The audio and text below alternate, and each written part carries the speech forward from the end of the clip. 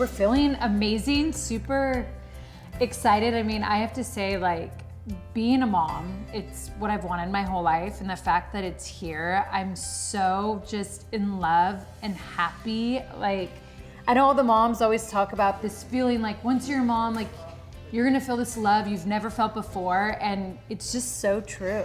Yeah, it's crazy because obviously we feel very tired, but it is like what Nikki said, the love is just so overpowering that even though you're so tired, that bliss just takes over. It is my pleasure to announce the next inductees of the 2020 Hall of Fame, Nikki and Brie, the Bella Twins! As Hall of Fame wrestlers and the stars of the hit reality show Total Bellas, identical twins Nikki and Brie Bella have always been the ultimate tag team. Here are your winners, the Bella Twins! And even though they retired from the WWE in 2019, they continue to live their lives in lockstep in 2020 by recently giving birth within 22 hours of each other. That's amazing. I mean, Such a Bella. all the nurses would come in and out and they would just be like, how is it you both are here at the same time? And next door. Because And next you door. can't plan the rooms at all. What's open and what's not. I mean, just fate. There's something about these little boys, I don't know what it is, but they had to come to this life together. The Bella boys. On July 31st, at roughly 11 a.m., Nikki and Artem Chigvintsev, her fiancé and former Dancing with the Stars partner, welcomed their new baby boy, Mateo. Then, just 22 hours later, on August 1st, Brie and her husband, professional wrestler Daniel Bryan, had their second child and first son, Buddy. I was going to get induced a week early because I really wanted to try for vaginal birth.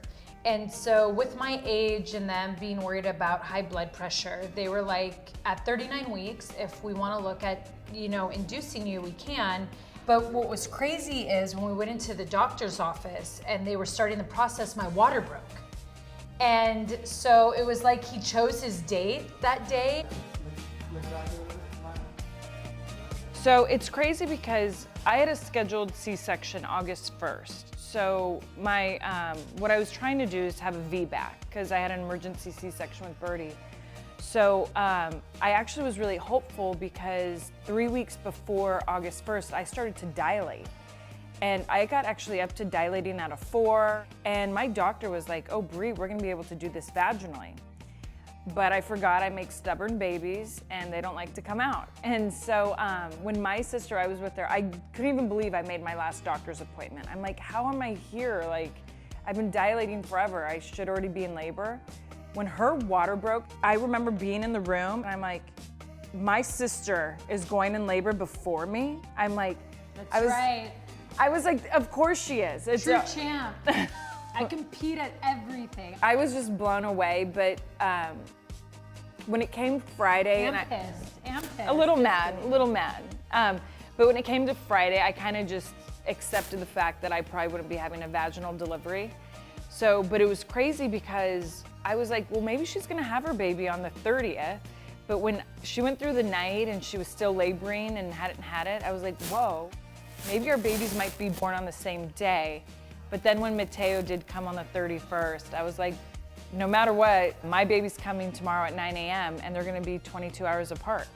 So it was really crazy. For Brie, this was round 2 in the delivery room. But for Nikki, it was a brand new experience. The moment when they put Mateo on my chest and Artem and I and him, we just had this moment and we had tears and it was emotional, and it makes me even emotional now when I think of it because it's the greatest feeling. It's a surreal feeling. It's like he's here, he's healthy. And then I wouldn't let him go. They finally had to be like, no, but we really need to clean him up. I wouldn't let him go. It was like kind of crazy. And they're like, we need to weigh him. But I just was like, the tears were just pouring. I just was already so in love. And then you can't stop looking at him. You're like, this is who's been in here. And I would love to relive that moment so much. And I'm happy that we'll get to showcase it on Total Bellas, and I'll get to, because it was just so incredible. Because they were recovering in adjacent rooms, the Bella twins didn't have to wait long to meet their new nephews. So we were lucky because we were right next door to each other, and I was just like, you know, my sister and I, we've been quarantined together. I mean, we're identical twins. Could she come in? So they said like, okay, in the middle of the night, we'll bring her Artem and Mateo, because I had a C-section, I couldn't get out of bed. So they came in the middle of the night. It was probably almost midnight. And it was like really emotional to see them, to see just her with like holding a baby. I was like, what? Like, that's my sister?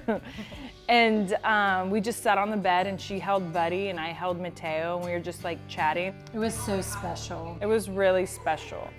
Two more adorable firsts. Brie's 3-year-old daughter Birdie getting to meet cousin Mateo and brother Buddy. So it was really cute because Nicole left the hospital before me. And so she got to meet Mateo first. And what was it that she said when she saw him? She runs up. Well, first she runs up and is like, Dodo, Dodo. Like, she missed me so much, which made me feel so good.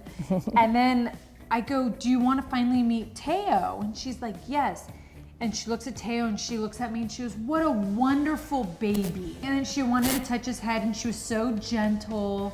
And she just kept going, ah, and ooh, and it was so cute. She's gonna be the best older cousin, even to Mateo, her kids are gonna be like his siblings. And so for me, I just feel so blessed. Yeah, it was cute because when she saw Buddy, because she always kept telling us she wanted a sister, but it was interesting because when she saw Buddy, it was almost like, no, a brother. Like, she was so satisfied having a brother, and she just gives him kisses. She calls him Bud. And I love seeing how nurturing she is. Like, she'll bring her baby doll strollers over and like want to put them in him. And she even asked me the other day, like, Mama, can I breastfeed him? And I'm like, no, you can't breastfeed him. But she's very nurturing. But she's gonna boss those two little boys around. They're not gonna be able to get away with anything. She is her own boss.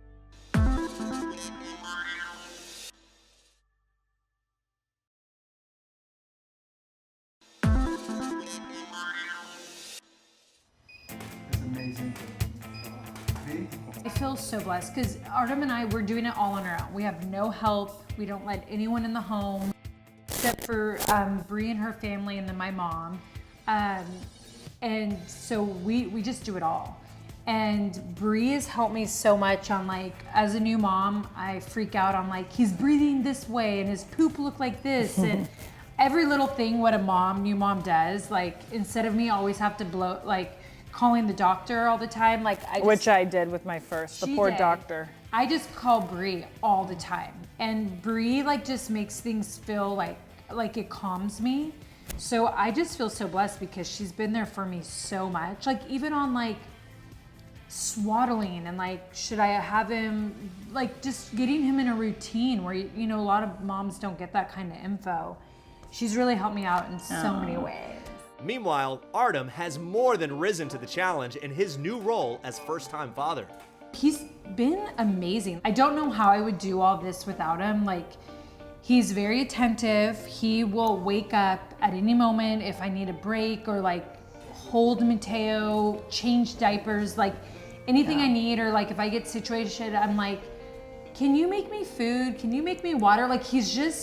He never complains, he's always helpful. And then it's just really cute because there'll be times where I'm like, no, I need to swaddle him and have him sleep in the bassinet because Artem would have Mateo sleep on him all day and all night. He's so obsessed with it. It's crazy because you're already in love with this person, right? You created a life with them, we're engaged. But in that moment, I had fallen so much more in love with him because to see him be so emotional holding his son, and I could just see this caretaker form, this man that's gonna protect this little boy for the rest of his life, and just seeing the emotion in his face, it made me melt. And I was like, we need to plan our wedding. I need to lock this shit in. But it just melted me, and I could just tell in that moment that he was gonna be such an amazing father. It's weird because it feels really special. There's something about these two boys that I feel like they had some game plan up there that they wanted to do down here. And I can't wait to see them grow up and see what their purpose is, what their mission is, because they're way too in sync. I told Nicole, I'm like, I feel like we have spiritual twins. There's just there's something so connected about them. But I just feel like there's something so special about what we have because you know, there's so many people who are like, oh, did you guys plan this? I'm like, you can't plan getting pregnant. Like, I wish you could, but there's just something too special about what we just went through, and I can't wait to see it unfold. Yeah. And I just never knew like I could ever be this happy and this in love. And I'm just on cloud 9. And no matter what's going on outside of my home, like I'm just so grateful for this time. One, because I have to be at home, so I actually get to enjoy every single second with my son in the beginning. And I've always heard these newborn moments go by so fast. And I love it because being inside, they kind of feel like they go by a little slow, but I actually get to just take it all in. And I wouldn't have wanted it any other way.